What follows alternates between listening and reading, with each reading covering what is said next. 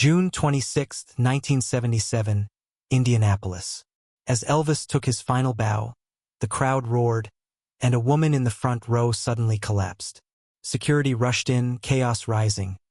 Then Elvis stopped the band, leaned into the mic, and whispered something only the first few rows heard. What he said froze thousands in silence. Stay till the end, because the truth behind that whisper wasn't a farewell. It was a promise the world never knew he made. June 26, 1977, Market Square Arena, Indianapolis. 18,000 fans filled every seat. The air buzzed with perfume, popcorn, and anticipation. When the lights dimmed, a wave of screams hit like thunder. Backstage, sound engineer Roy Hale adjusted a row of faders. Sweat trickled down his neck as he watched the monitor. "He looks tired," he muttered to a stagehand. "But he'll give him everything." On stage, Elvis adjusted the collar of his white Aztec sun jumpsuit.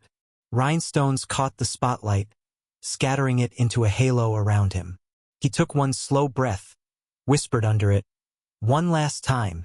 The horns kicked in. The floor trembled. He stepped forward into the roar.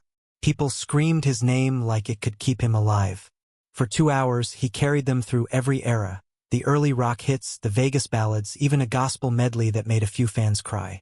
From a distance, he looked invincible. Up close, the truth showed in his eyes. A softness, an ache. Roy noticed it first. "He's singing slower tonight," he said. Elvis's voice still soared, rich and cracked with emotion. But between songs, he paused longer. His towel trembled in his hands. Each bow seemed to take more from him than the last. Still, the crowd fed him energy. A sign near the stage read, "We love you forever, Elvis." He smiled, winked, and mouthed, "Forever's a long time, baby." He laughed, but the sound came out like a sigh. The band started hurt. He gripped the mic with both hands, bending slightly at the waist, giving the kind of note that made a crowd forget to breathe. Cameras flashed. The sound filled the rafters, echoing off the metal beams. Halfway through, he turned to J.D. Sumner, his longtime backup singer. "How we doin', J.D.?" Sumner smiled, forcing cheer. "Still with you, boss." Elvis grinned faintly. "Let's finish strong." The crowd roared louder, sensing the weight in his voice, though they couldn't name it. No one, not even the band, knew it would be his last night on any stage. They were witnessing the end of an era disguised as an encore. When he finished, "Can't Help Falling in Love," the lights glowed gold across the audience. For a second, time stopped. His hand rose in that familiar half-wave, the same one he'd given thousands of times before. Then a scream. Front row, section A. A woman in a blue dress dropped to the floor. Gasps rippled through the stands. Ushers pushed forward. Elvis froze mid-smile. The microphone slipped slightly in his hand. No one in that building knew they were witnessing his last song, until that scream stopped the show cold. Halfway through, "Can't Help Falling in Love." It happened. A woman in a light blue dress near the front swayed once, then folded to the floor. Her friend screamed. The sound cut through the music like glass. The band faltered. The bass died first, then the horns. Elvis turned, hands still gripping the mic, confusion tightening his face. He squinted past the lights. "Somebody help her," he said. The words weren't sung, they were human. Stagehands rushed forward. Ushers fought the crowd's panic. 18,000 people froze. You could hear a camera shutter click somewhere up in the rafters. Elvis stepped to the edge of the stage. Sweat glimmered down his jaw. "Turn the lights up," he shouted. The spotlights swung wide, flooding the arena in harsh white. Security knelt beside the woman. Her name was Sarah Whitmore, a 37-year-old schoolteacher from Kentucky. Her friend clutched her hand, yelling, "She waited 14 years to see you." Paramedics appeared, moving fast but careful. The crowd parted like a tide, silent except for one sob. Elvis leaned down, voice low. "She'll be all right," he whispered, maybe to calm them, or maybe to calm himself, but his eyes said something else. Roy Hale watched from the sound booth, goosebumps rising on his arms. "He looks like he's seeing a ghost," he muttered. Elvis pressed a towel to his mouth, then to his heart. The towel trembled. He set the mic back on the stand, stepped forward again, and stared at the stretcher being lifted toward the tunnel. Then he did something no one expected. He picked up the mic once more, lowered his head, and spoke 8 words the audience would never forget. "Take care of her. I'm not coming back." The sentence barely carried through the speakers, yet everyone near the stage heard it. A ripple moved through the crowd. Gasps, prayers, disbelief. Some fans thought he meant he wasn't returning to the city. Others felt the truth in their bones. Roy Hale turned to the drummer. "Did you hear that?" "Yeah," the drummer said softly. "And I wish I hadn't." For 10 long seconds, the arena was utterly still. Even the emergency radios crackled into silence. Then Elvis straightened. He glanced at the band and gave a single nod. "Let's finish it, boys." The guitarist swallowed hard and struck the opening chord again. Elvis sang the last verse slower now, every word trembling like it weighed more than it should. "Take my hand, take my whole life too." Fans swayed, many crying, others clutching each other's hands. When he reached the final line, "I can't help falling in love with you," his voice broke. He smiled, faint and tired, and let the mic drop just enough for the whisper to carry once more. "Take care of each other." The crowd didn't know it yet, but that would be the last time they ever heard him speak on stage. The arena lights dimmed again, but no one moved. The air was heavy, like the moment before a storm. The stretcher disappeared through the tunnel, flashes from reporters trailing behind. Elvis stood perfectly still. His chest rose once, then again shallow. He looked at the space where the woman had been. "Take care of her," he'd said. But the crowd heard something more, something final. Roy Hale leaned toward the stage, one hand pressed to his headset. "He's off script," he whispered. Elvis lifted the microphone, his knuckles pale against the metal. For a few seconds, he didn't speak. He just looked out over 18,000 faces. Fans, families, strangers who had come to remember their youth. When he finally did speak, his voice was quiet but carried like a prayer. "I'm not coming back." Gasps rippled through the seats. A child began to cry. The orchestra shifted uneasily, waiting for a cue that didn't come. Roy said later, "It wasn't an announcement. It was a surrender." Then suddenly Elvis turned to his band. "Let's finish it, boys." The drummer counted in with trembling sticks. 1, 2, 3, 4. The song began again, "Wise Men Say," but it was different now, slower, more fragile. His tone had changed. It wasn't performance anymore. It was goodbye set to melody. The audience listened in stunned silence. You could hear a pin drop between every lyric. Even the ushers stopped moving. Up in row 19, a man whispered, "He knows." Elvis held the mic with both hands, eyes half closed. The spotlight flickered across the sweat on his face. Every syllable sounded like it cost him something to say. He reached the line, "Take my hand," and hesitated. The band waited, breath held. Then he smiled faintly, just for a heartbeat, and finished, "Take my whole life too." When he hit that last note, it cracked. Not from weakness, but from something deeper, something breaking free. The crowd didn't cheer. Not right away. They stood frozen as the echo of his voice faded into the rafters. Roy exhaled. "I've mixed every tour since '69, he said later. But that night, his voice wasn't just sound. It was something leaving. Elvis lowered the mic slowly, staring out at the faces turned toward him. He could feel the love, the fear, the disbelief, all folding into one final silence. The orchestra waited for his signal to leave, but he didn't move.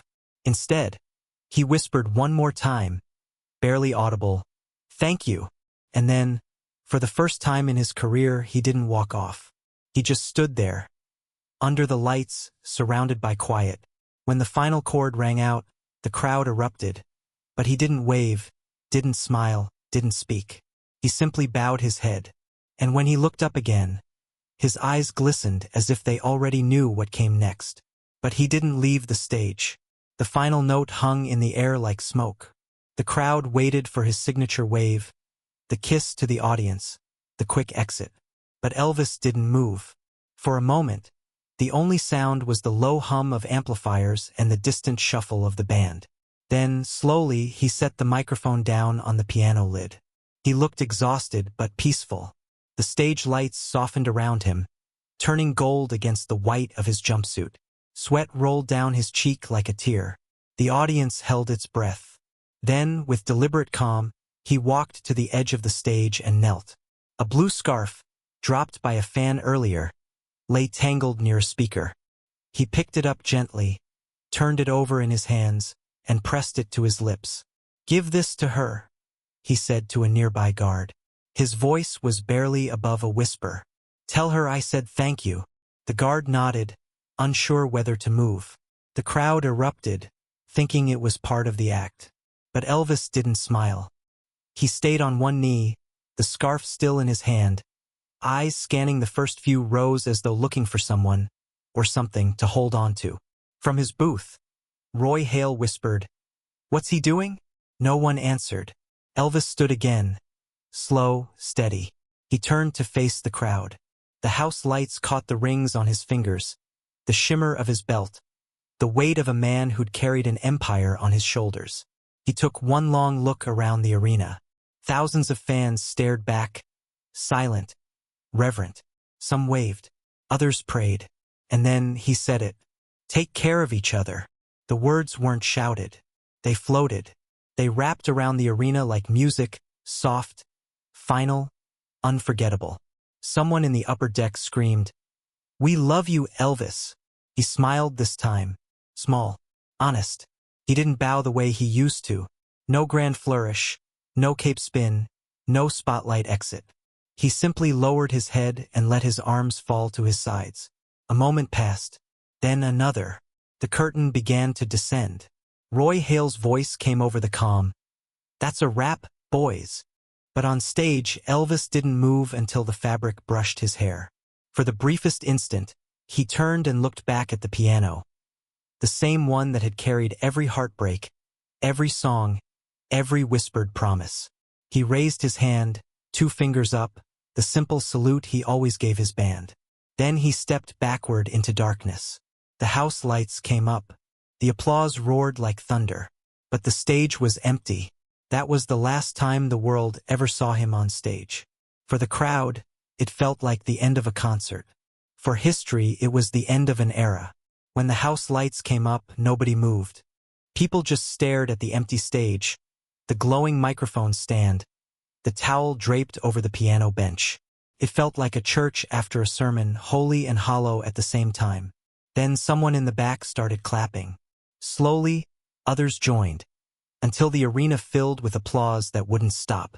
They didn't know it yet, but they were clapping for the last time. Roy Hale removed his headset and wiped his eyes. "He knew," he said quietly. "I think he knew." Outside, fans waited for one more encore. None came.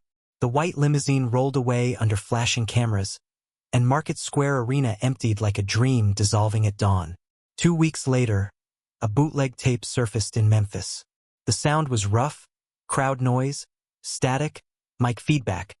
But at the 90-minute mark, just before the last bow, Elvis's voice cut through the hiss.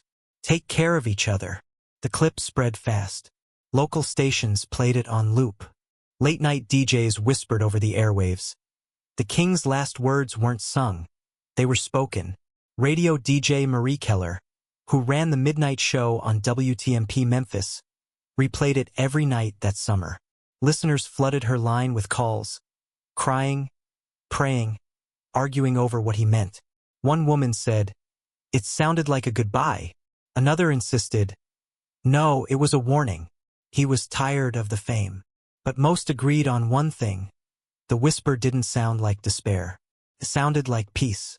Weeks later, newspapers dubbed it the goodbye whisper. Among the letters that arrived at Graceland, one stood out. A handwritten note from Sarah Whitmore, the woman who'd collapsed in the front row. She wrote, "Tell them I'm fine. I fainted before he finished the song. But when I woke up, I heard his voice." not through the speakers. Like he was beside me. He said, "Take care of each other." I think he meant it for everyone. The letter was short but powerful. Lisa Marie kept it in a private archive, marked only with the date, June 26, 1977. Years later, archivists would find another envelope tucked behind Sarah's note. Something far more personal. Something that changed what the goodbye whisper really meant. It was postmarked a year after that concert, and it had Elvis's handwriting. That letter became part of the Graceland archive, but something else came with it. A year later, in the quiet of Graceland's archive room, Miriam Cole, the estate archivist, was cataloging fan mail from 1978 when she found something odd. An envelope with no return address. Inside, a folded concert ticket, a pressed blue flower, and a note, written in Elvis's unmistakable hand. The ink was slightly smudged, the letters curved and careful. The message read, "If you hear me stop singing, keep listening. My song ain't done yet." Miriam froze. Her eyes widened. This can't be real. But the handwriting matched perfectly with verified letters from the 1970s. She showed it to the curator, who called in experts from Nashville. They confirmed it. Authentic, every loop and signature stroke identical.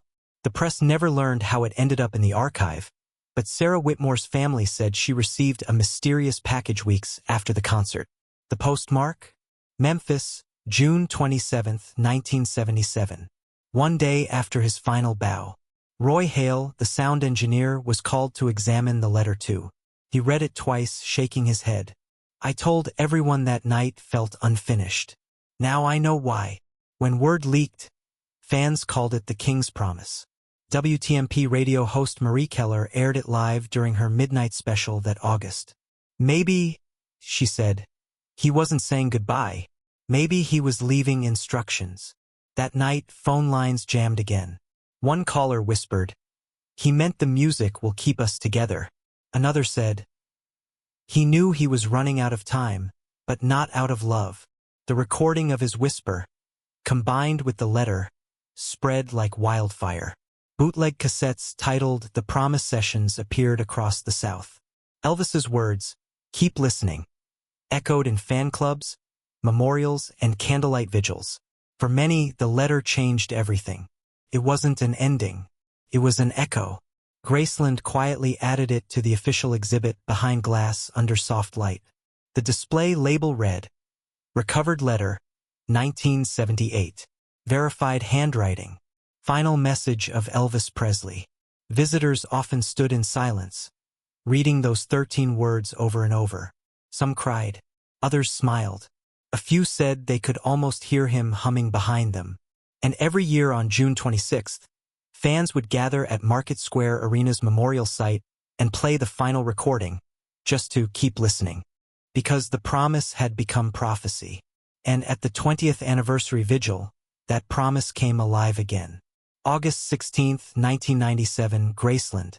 50,000 people filled the grounds for the 20th anniversary vigil. Candles glowed like a sea of stars, flickering in the Memphis heat. Some had traveled across oceans just to stand in the silence where his voice once lived.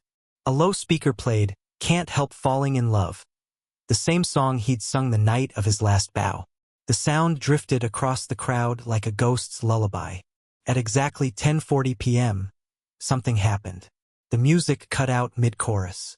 No warning, no reason. The speakers went dead. At first, people thought it was feedback. But the silence stretched longer than it should have. The crowd murmured. A few raised their candles higher.